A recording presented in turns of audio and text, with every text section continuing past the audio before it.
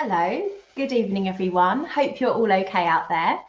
Welcome to our live fashion Q&A on 95 years of Her Majesty the Queen's glorious style. I'm Caroline Leaper and I'm the Senior Fashion Editor at The Telegraph. And joining me on the call this evening is Bethan Holt, our Fashion News and Features Director. Between us at The Telegraph, we have covered hundreds of glamorous royal fashion events over the years, from royal weddings to Trooping the Colour, which of course took place just at the weekend. Tonight, we want to talk to you about some of the most significant outfits worn by the Queen as she marks her milestone birthday and, of course, a tremendously difficult but important year for the royal family. We will be analysing it all, from the chic 1950s outfits from her early reign to the reasons she chooses certain colours for certain occasions now in her 90s.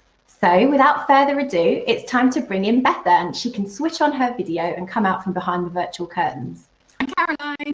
Hi. How are you? I'm fine. I hope you are as well. I was going to say, I think we have to acknowledge before we start that you are currently in the midst of writing a book all about the Queen's style. You are immersed in this subject. I am, yeah. I'm into week 2 of some time off, which the Telegraph has very kindly given me to write a book about the Queen's fashion. So yeah, I'm just loving delving into it. And I think I've probably looked at nearly 100,000 pictures of her so far, just combing through them all. And it's so hard to whittle it down. There's just some absolutely amazing ones. And 100,000 pictures is a hell of a lot of pictures. Yeah.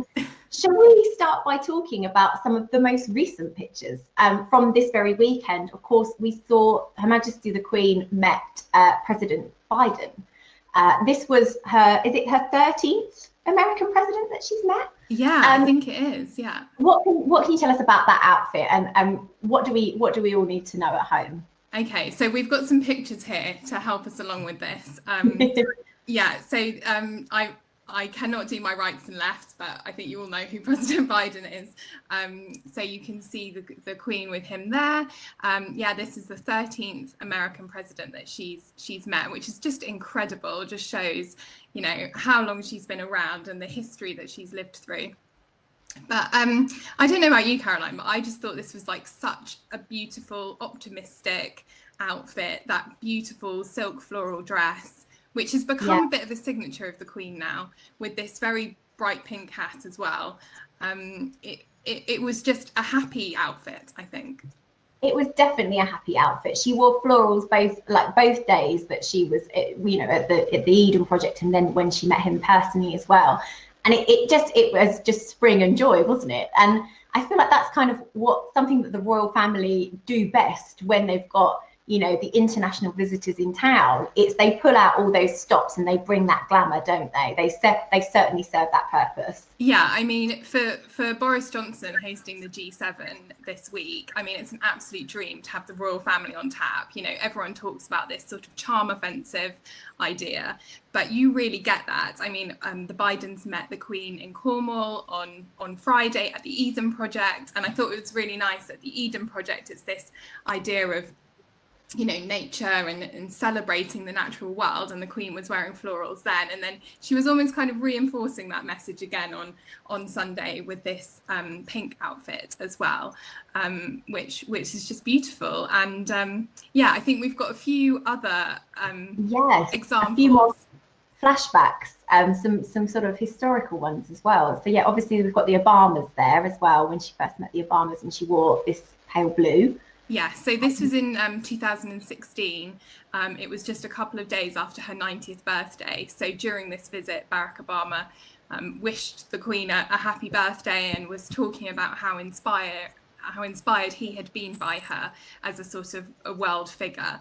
And yeah, this is a slightly more unusual look for the Queen from the ones that we often see these days. We often see her in a long coat, but this is more of a skirt suit, which I think is really chic with that little bow detail on the pockets, which is lovely.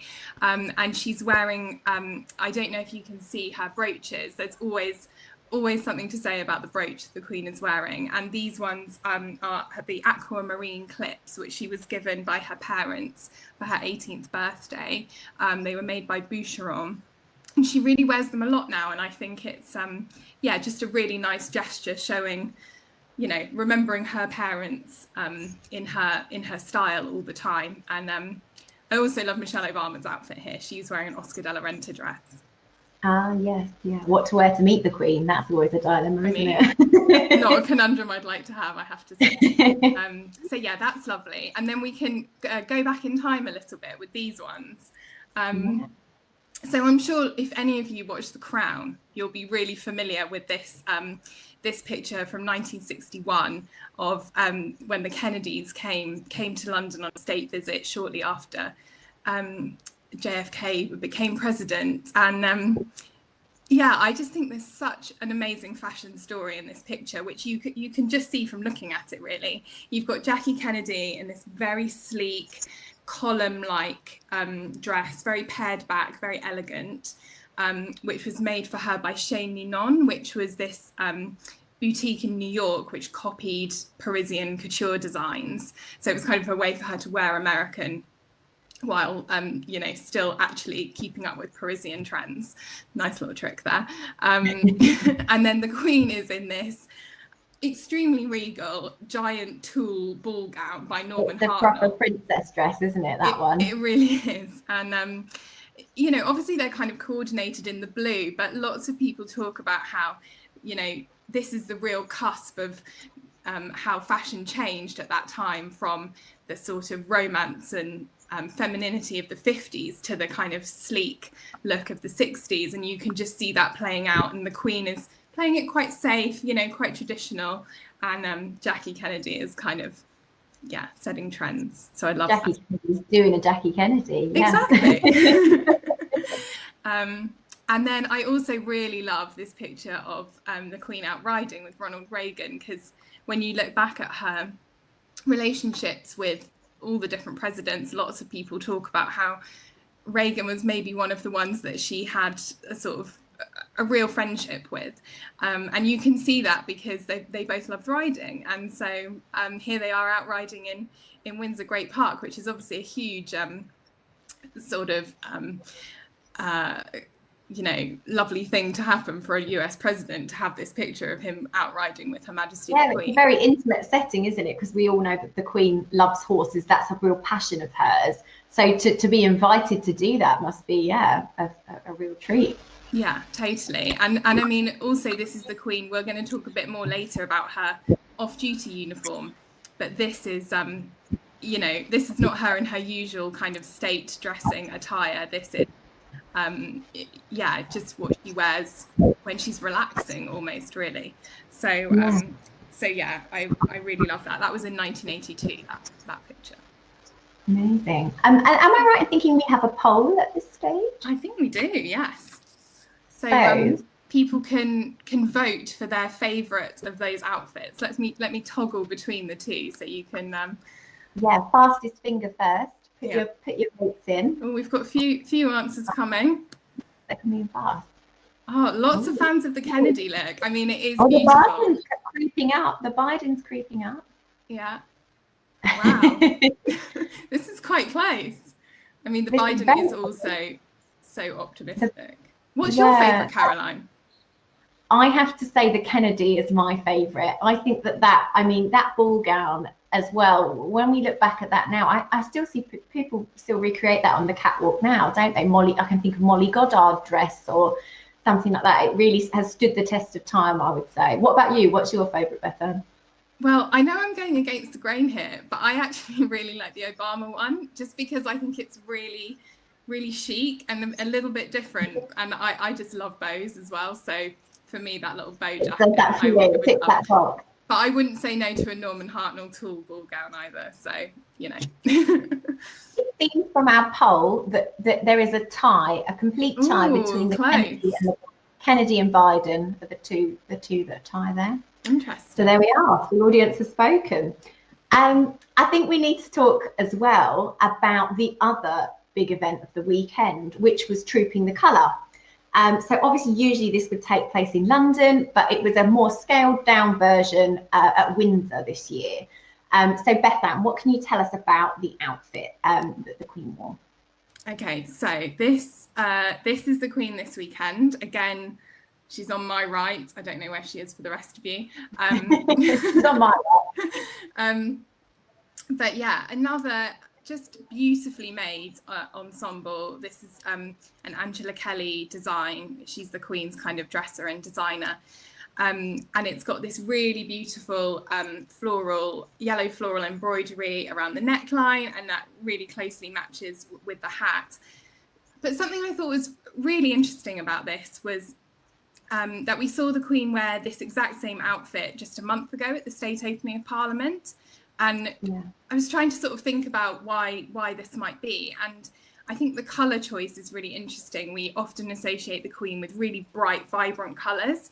And I think that she might be following a tradition here, a sort of morning dress tradition. So it's sort of traditional in royal dressing that obviously you wear black for a certain amount of time after someone has passed away, but then you go into what's called second mourning. Queen Victoria never quite got to this point. She just stayed in black her whole life.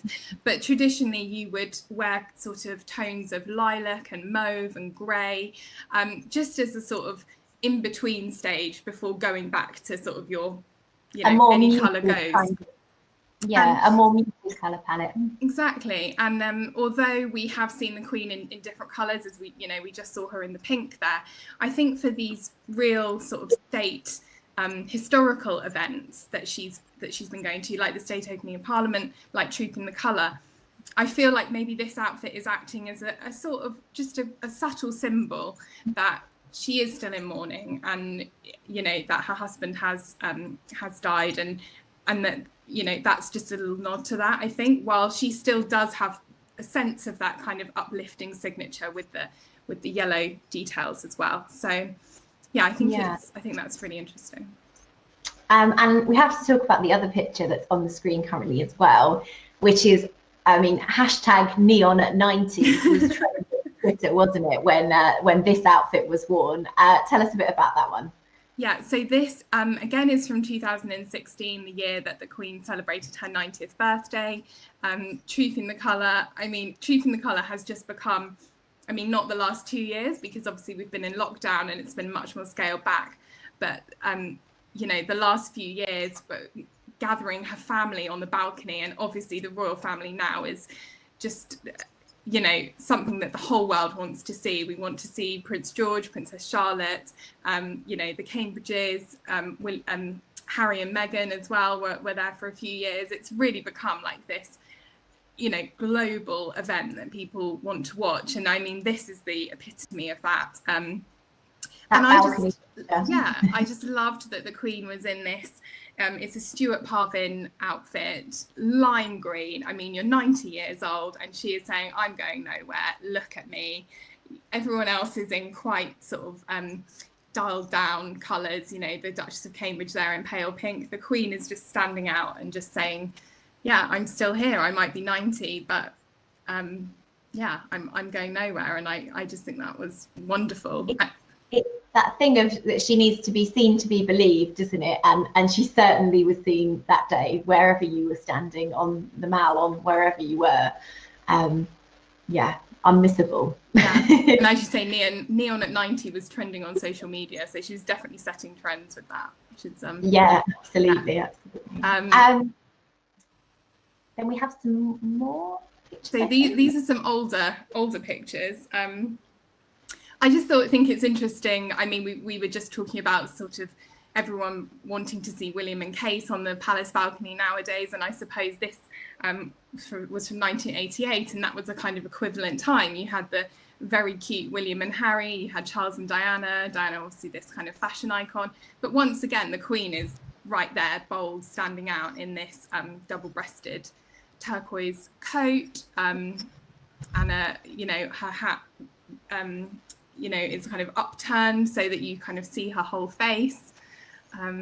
And this was really only shortly after she started wearing these kind of outfits to Trooping the Colour, because until the mid 1980s, she was she riding in this military ceremony, and she was there as the colonel in chief of the Grenadier Guards, and this is her uniform. So I think this picture's from 1978. And I mean, much as I love all those other outfits, I just think this is what an iconic image. You know, this is one of the most powerful women in the world wearing a sort of outfit that very, very few, if any, women at that time would be wearing. And this was actually customized for her so that she could ride side saddle wearing it. It's got a little sort of slit in the side. And her hat has been specially designed by one of her favorite hat designers, Arga Thurup. So it's kind of this powerful woman, but with these slight tweaks made, you know, for what would usually be a man's uniform. Yeah, absolutely. I think we have another poll, do we, at this stage? I'll toggle between them again, so you can make your decision. Audience, please vote. What is your favourite Trooping the Colour look? Here they go, coming in fast again. That we're on a game show. It is. I wonder if we're going to have another tie. Oh, once again, it's the top and the bottom ones. Yeah, 2021. Yeah. 1978 are getting a lot of votes. Not so many for the 1988. No. Yeah, it's coming in. I think 1978. I love that. Yeah. 1978 clinched it.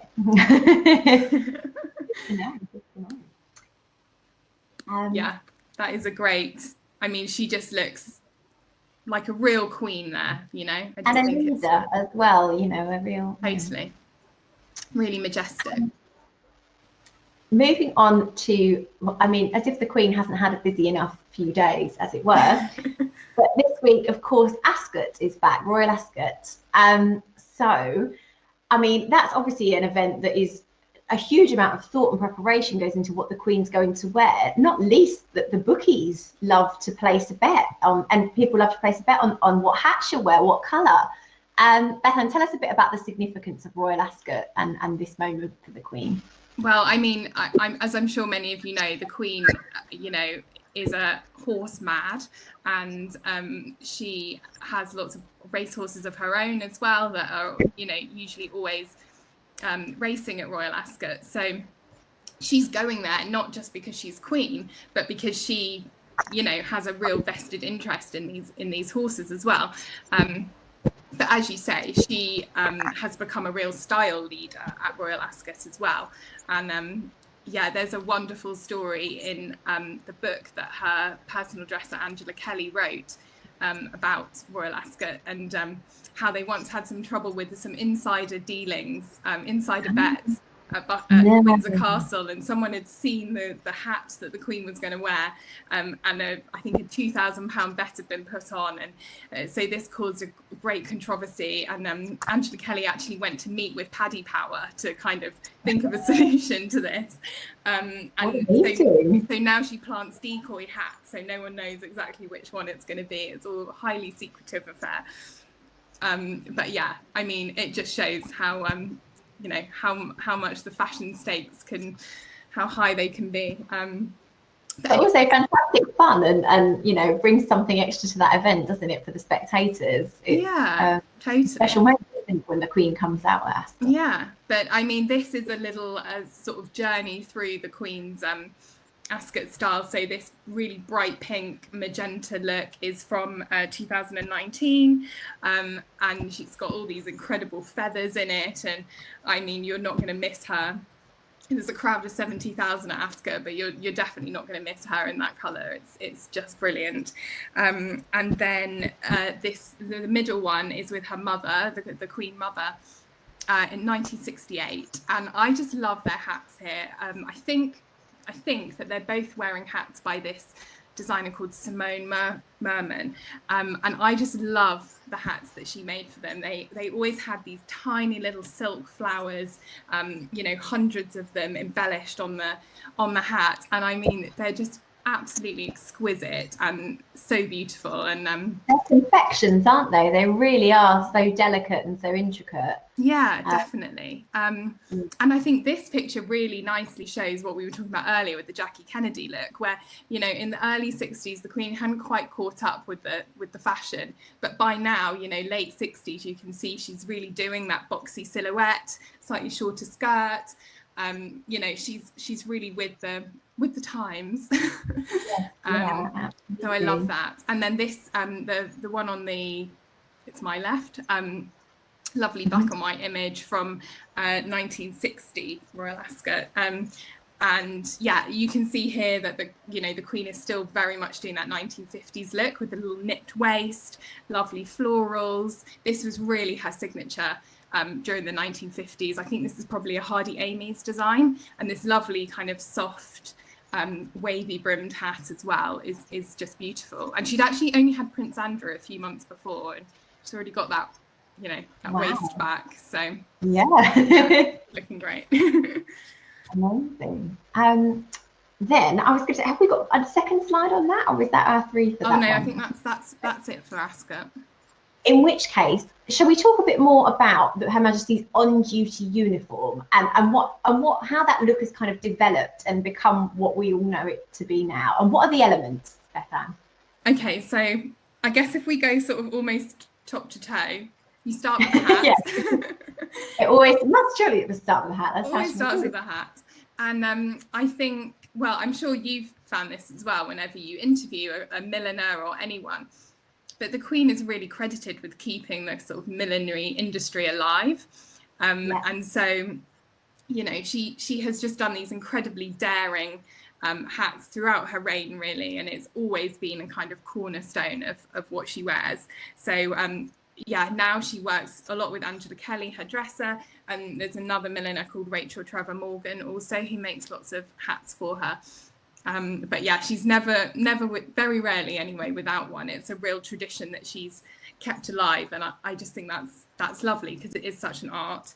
And then we go to the bags as well. I mean, I love the Queen's handbags. They're all made by this company called Lorna London, which you know, has its origins in the 1930s, but has really been the kind of sole provider of her handbags since the 1980s now. And it was actually the company that Margaret Thatcher got her bags from as well. So if you've seen the most recent series of The Crown, you'll see that both Margaret Thatcher and the Queen are both carrying Lorna handbags, and they're almost like a weapon, aren't they? You know, just, or a safety blanket. I don't know.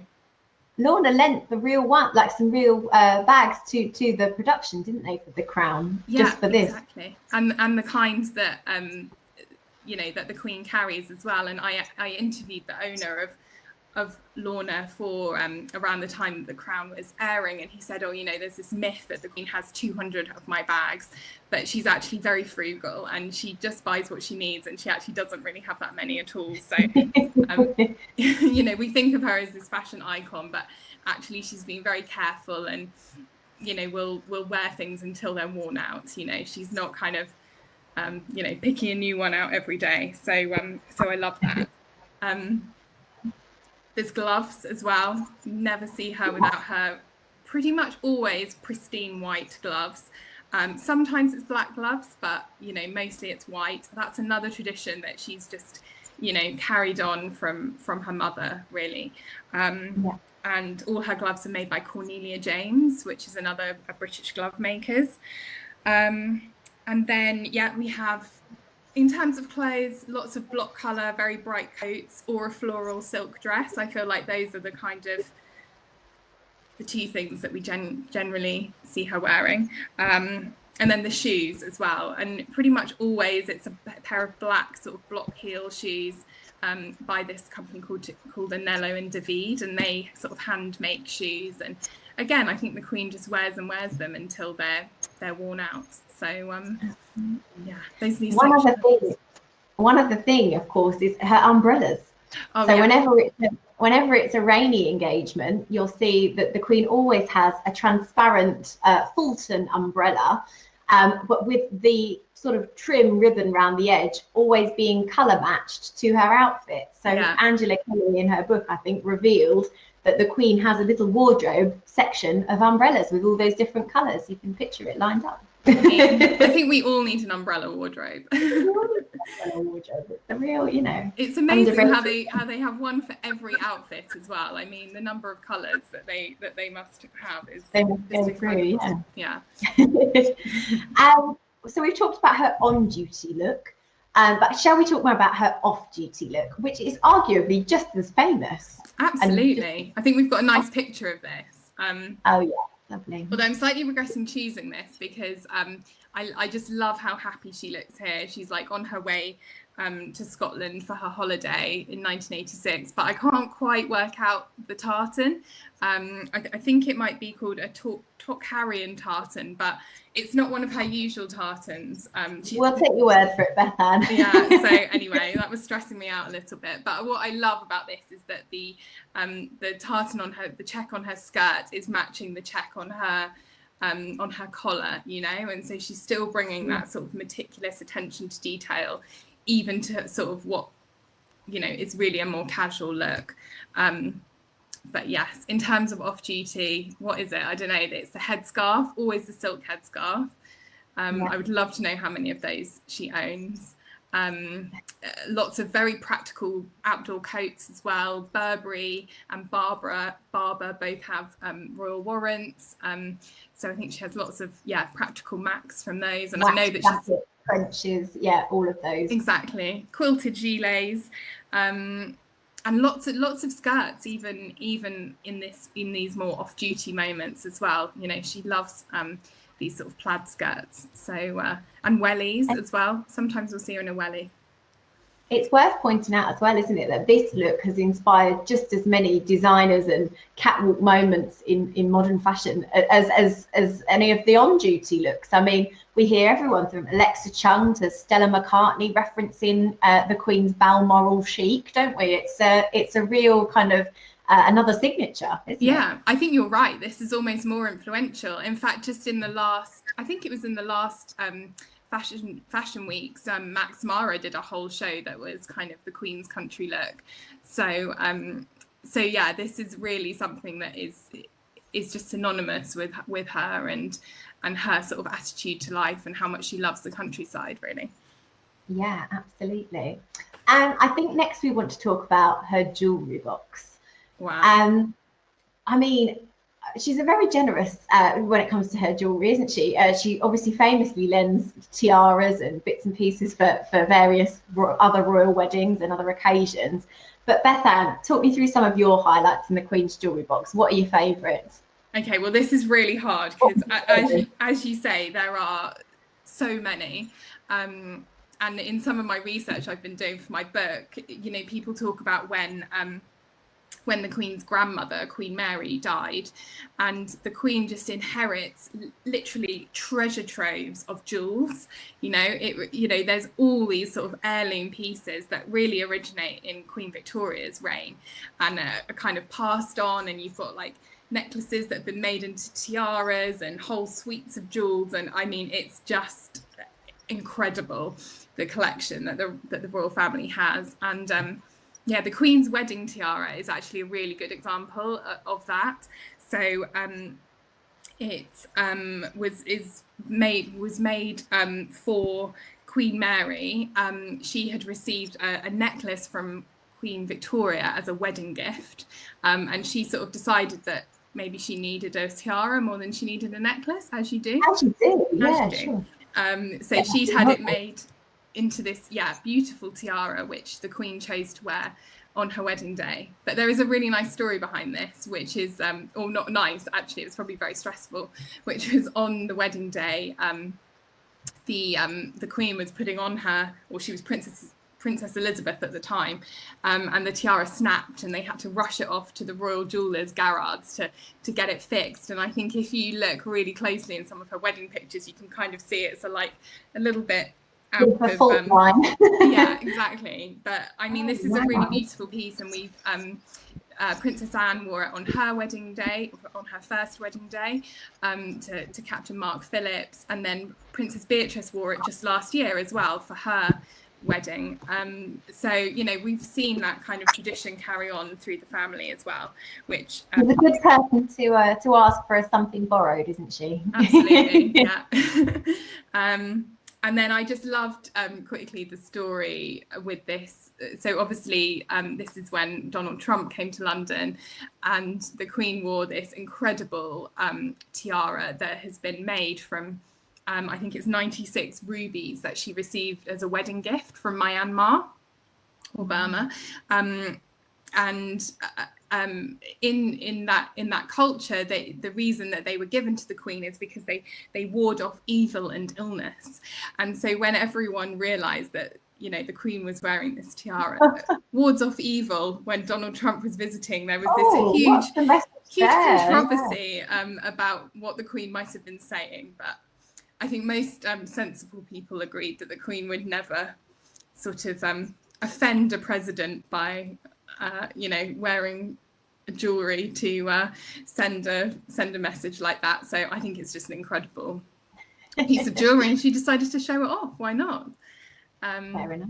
And then this is a more, you know, away from all the sort of inherited pieces.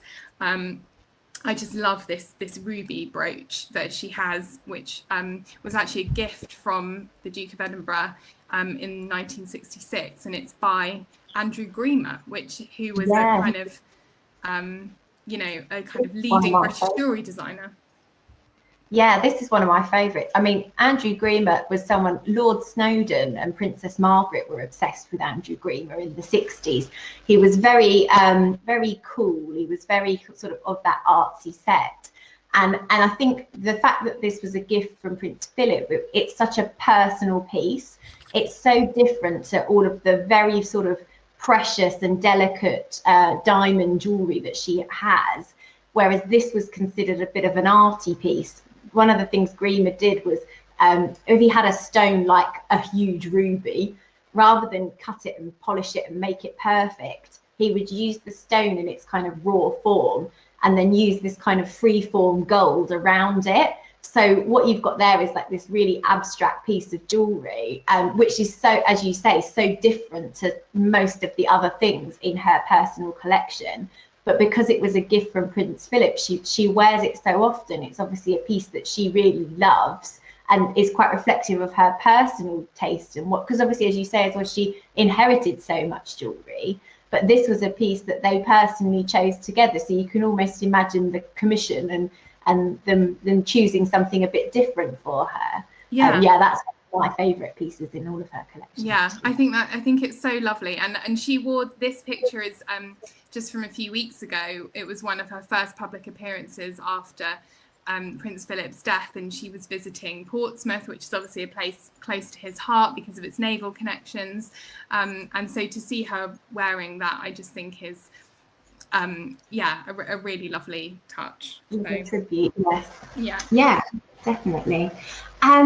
We need to talk as well about the fact that the Queen is one of the best travelled people, surely, in the whole world. And packing for a royal tour is no mean feat.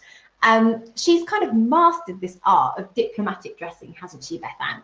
What can you tell us about when she goes on a tour and her tourdrobe, as we like to call it? Yeah, I do love the word tourdrobe. I'm still trying to get that in the dictionary. I mean, one of the Queen's main sort of functions is to be this diplomatic tool. She rises above politics, and she, you know, she's a real figurehead for brand Britain, if you like. But she also is really conscious of sort of paying tribute to the places that she's visiting and the people she's meeting. And actually, we just saw that today. It was a bit too late for us to get a picture of it, but the Queen met with the Australian Prime Minister today. Obviously, there's a big trade deal that has been announced today, and the Queen met with the Prime Minister, and she was wearing a bright yellow dress, and yellow is the sort of national colour of Australia. So even though she's now not travelling and not going on tours, and she's leaving that to the younger generation, she shows that she can really still do that, and you know that the art of it is still there. But yeah, we've got a couple of really nice examples to show. So yeah, let's start on the bottom left-hand corner. So this is the Queen visiting California.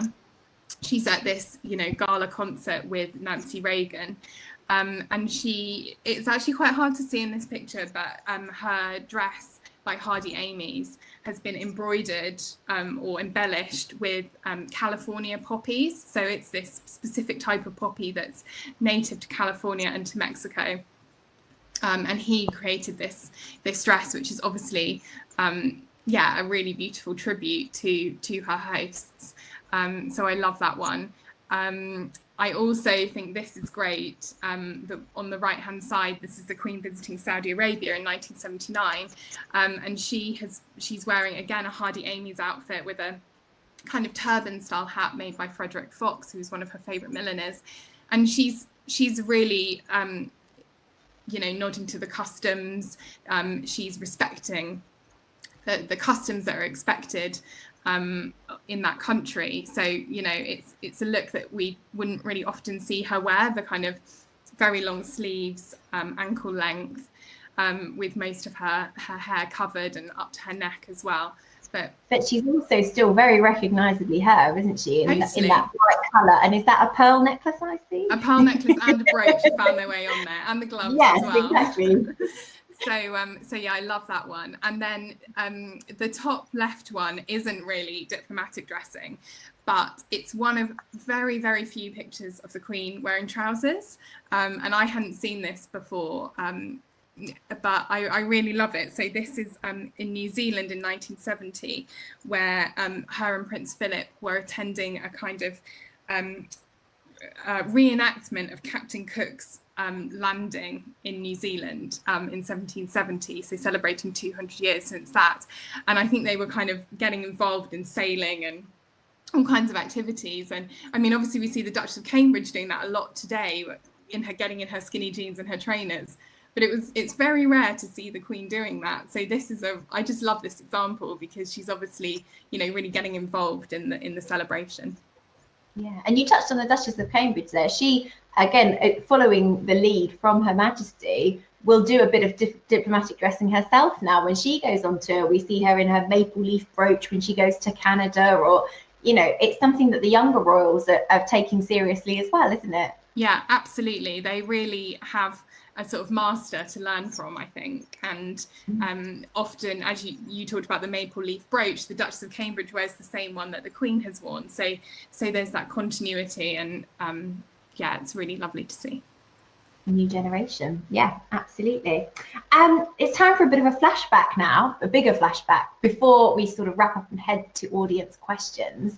Yeah. So I know we've got two biggies here. We've got the coronation dress and the wedding dress. Oh. Let's dive in. Norman Hartnell for both, of course. Both of them designed by Norman Hartnell, who really kind of helped the Queen and the royal family to set the template for what 20th century royal style should look like. He was a favourite of the Queen Mother, and the Queen then used him, in her early reign as well. And there's such lovely stories behind these looks. So obviously the wedding dress, it's a very personal design. This was really about Princess Elizabeth marrying Philip, her sweetheart, I suppose.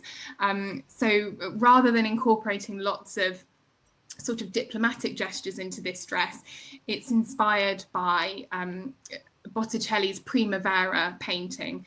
Obviously, this was just a couple of years after the end of the Second World War. The world was ready for some glamour. And the Dutch,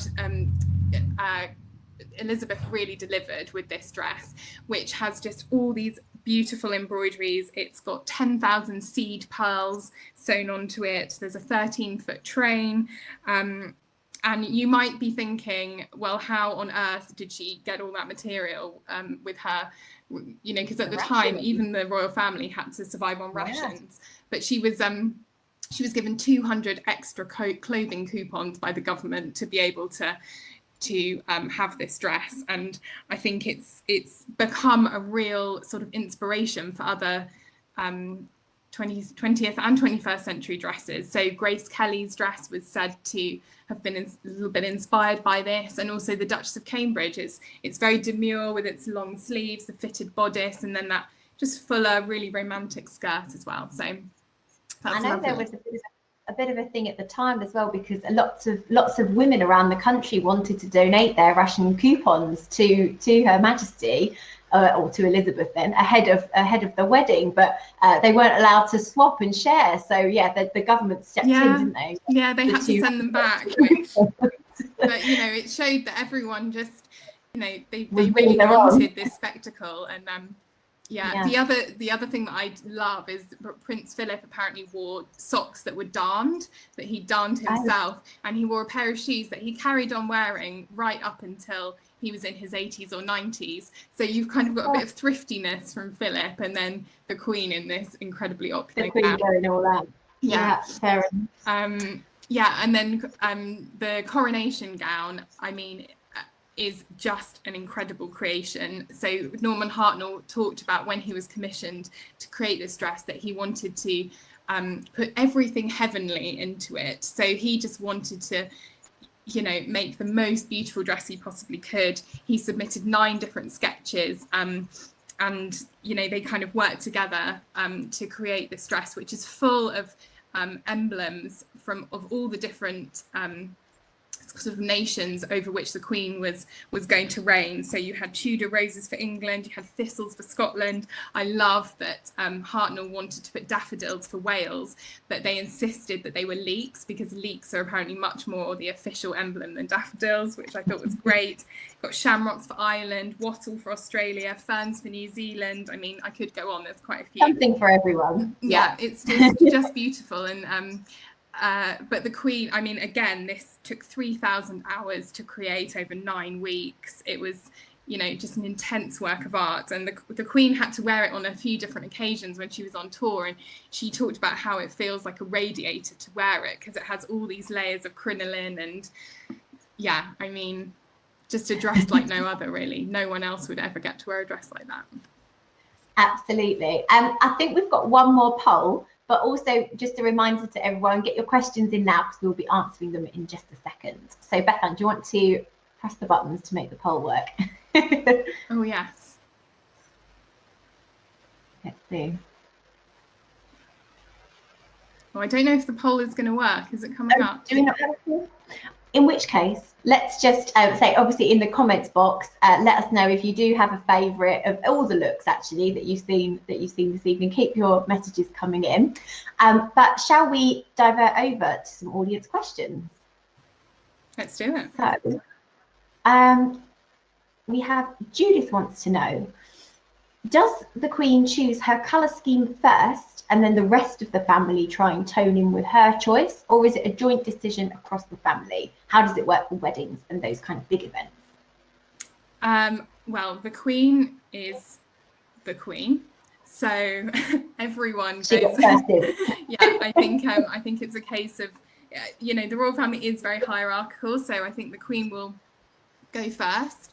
She will say what she is wearing, and everyone else will follow suit after that, I think. I mean, obviously it might be a little bit different. For example, if it's a wedding, I think there is a little bit of interaction just to check that everyone's going to match and it's all going to look good in the pictures. But yeah, the Queen gets the first say, I think. Everyone's dresses have a little coordination behind the scenes, perhaps. Yeah. Julie has asked, actually, on the subject of dresses, what's the story with Angela Kelly? So how long has she worked with the Queen, and what more can you tell us about that relationship? So Angela Kelly was first spotted by the Queen when she was working at the British Embassy in Germany, I think, and she noted, the Queen was there on a visit, and she just noticed how incredibly efficient and helpful Angela Kelly had been. And so I think sort of machinations were put in place, and Angela Kelly was offered a job as part of the Queen's team, and she, I mean, I would really recommend reading her book, The Other Side of the Coin, because she is obviously an incredibly strong-powered woman who really knows what she wants. And she talks about, you know, people sort of not being respectful to her in the palace and her putting them right. She talks about having very strong opinions on the Queen's clothes and being a bit worried that they were starting to look a bit frumpy and that she wasn't being made to look her best. And she slowly kind of got in there, and the Queen now really trusts her. And I think any reports that you read, it's very clear that, you know, Angela Kelly is almost a gatekeeper to the Queen, and you know, if any of the sort of younger royals want to borrow some jewellery, they've got to get through Angela. So it's always good to stay in her best books. Yeah. If you want the tiara, go through Angela. Noted. Exactly. Noted. We've had another question here, which is hang on, which one did I just email? Oh, Janet has asked, is there any colour that the Queen does not suit or just doesn't wear? Do you know what? I think the only colour that she really doesn't wear, apart from in mourning, is black, because it is such a traditional colour that for the royal family it really means. I mean, there's a great story about Princess Diana wearing a black dress when her and Charles were first going out, and her kind of thinking she was like cutting edge of fashion, and Charles saying, oh well, hang on, black is just for mourning. I mean, he didn't realise that, you know, it's quite a chic colour. So yeah, we very rarely see the Queen wearing black unless it's for a funeral, in mourning, or if she's at remembrance services. But apart from that, I think she's very experimental. I mean, she loves lime green, she loves yellow, she loves turquoise. She really goes for it, doesn't she? Yeah, I mean, I honestly can't think of a colour that she hasn't sort of had some fun with. And lots of colours that we would, you know, I would really struggle to wear lime green or think about wearing yellow. But pull it off, it's great.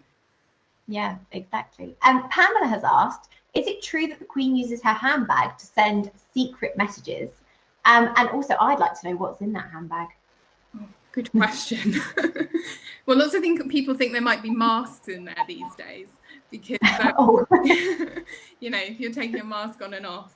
And I've heard that maybe she might keep her Clarins lipstick in there. Yeah, the Clarins lipstick's in there, isn't it? I'm guessing some tissues. There was rumour once that maybe she kept a £5 note for the collection in church. Oh yeah. So she used there's articles out there that say about how she would position it in a certain way to signal if she wants to leave the room, and yeah, if she moves it from one arm to the other, it's that she's ready to move on. If she puts her handbag on the table, it's that she wants to leave.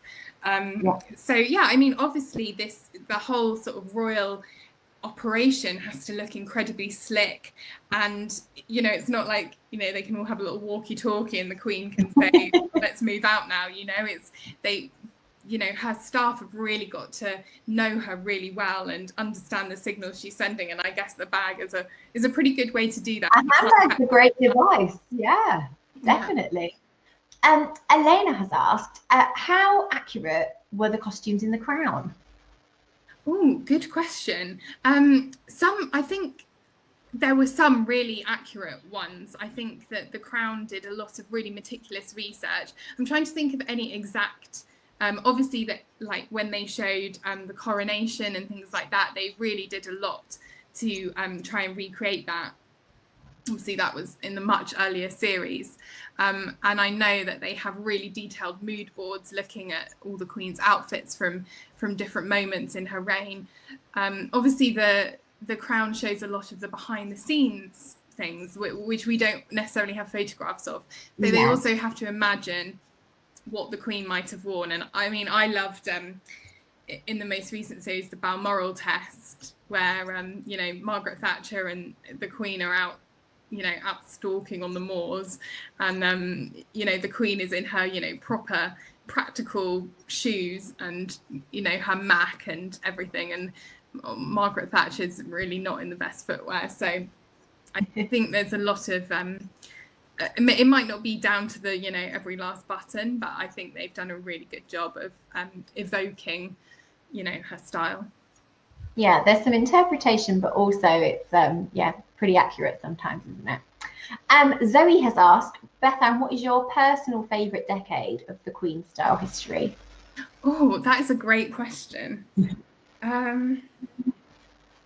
tough to choose. Yeah, I mean, I really love, I mean, as you might have noticed because I've talked about it so much, I love that sort of transition from 50s to 60s, because the 50s outfits are so beautiful. I think if I could go back and live in a decade, like I look back at the sort of my grandmother and my great aunt and everything, and the outfits they wore at that time, and I just loved the effort that women made then, you know, and always having the hat and the gloves and the bag and the nipped waist and the big skirts. I just think that's gorgeous, and there's some amazing pictures of the Queen on tour in the sort of early 1950s. So yeah, I love that. But then I love that move into a slightly slicker, more fashionable 60s look as well, with the kind of boxy skirt suits and things. So yeah, I think I sort of veer between those. Yeah. What about you, Caroline?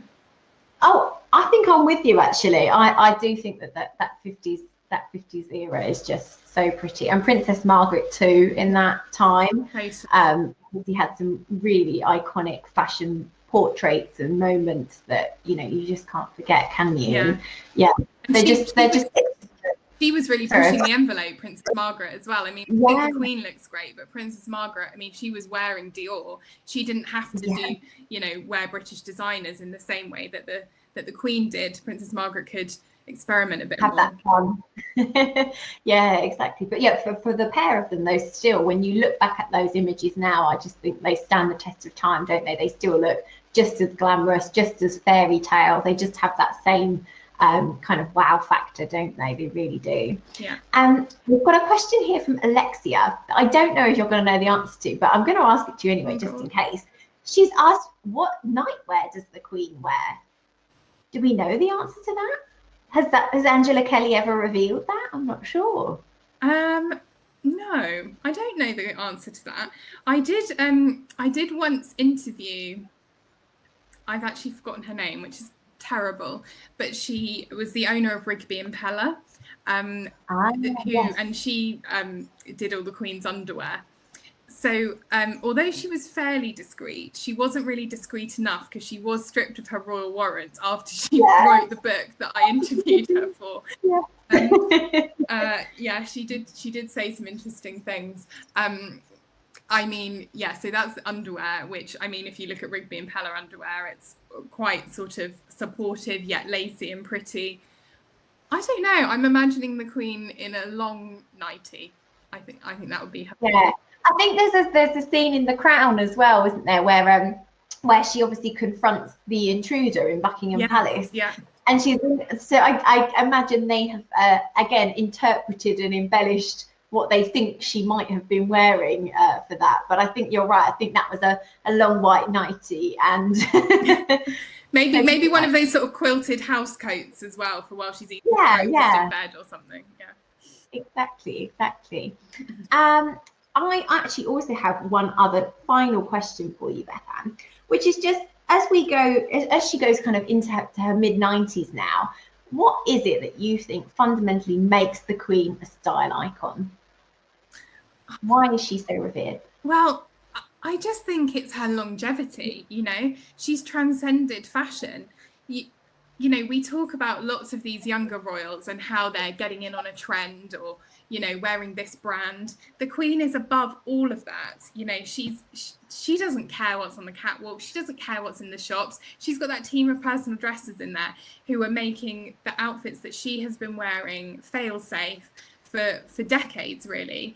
I mean, her look now has really only changed a tiny bit since the 1960s, and so I just think that dedication to fashion and the fact that she uses fashion, you know, she uses these bright colors, she uses these beautiful pieces of jewelry, you know, she really celebrates that. I think people really appreciate it, and I think also, touching on what we were talking about earlier, she represents a different time in fashion. You know, you're never going to see the Queen wearing trainers or leggings or anything like that.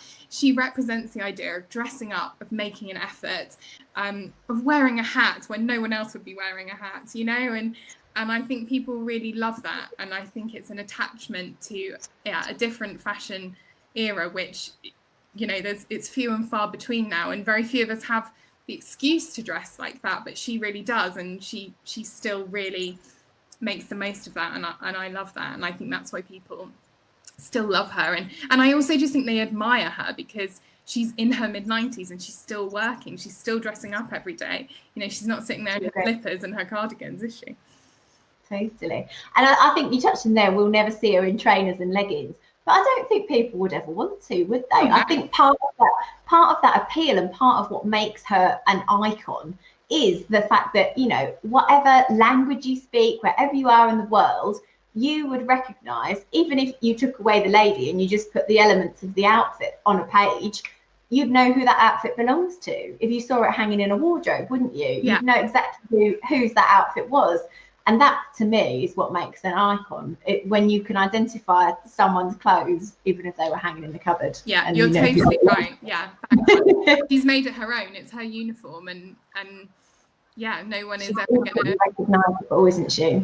To whoever she meets, wherever she meets. Exactly. Well, I think we're pretty much done. There's one request here, or a couple of requests here, for us just to show what we're wearing. Oh, right. I'm in a flowery dress, Bethan. I'm also in a flowery dress. It's actually quite like a nightie, probably what the Queen would wear to bed. Yeah, exactly.